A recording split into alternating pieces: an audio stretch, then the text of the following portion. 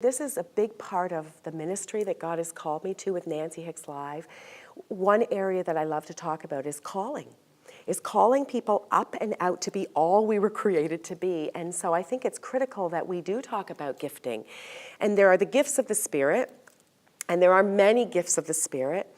And you know, we can talk about prophecy, we can talk about prayer, we can talk about mercy, we can talk about evangelism and teaching and all these kinds of things.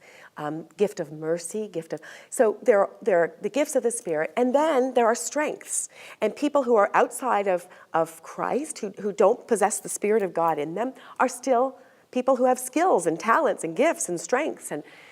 And so I think for anyone, regardless of whether you're a follower of Christ or not, I think that finding out what thrills you, because for a lot of people, if you feel like, geez, I may only have one thing I do well, I want to be the person who says, tell me what that is. I think having people say, you know, you're good at this, and speaking into someone's life and listening to people when they do say that, I think spending time with God and asking him the question, who am I? What's my real name? John Eldridge talks about that, and I think it's Journey of Desire.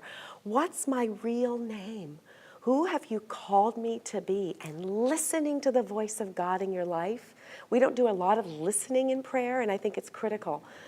I know journaling and listening, God, show me my real self in you, the hidden me maybe, and call me out to be the person you've called me to be.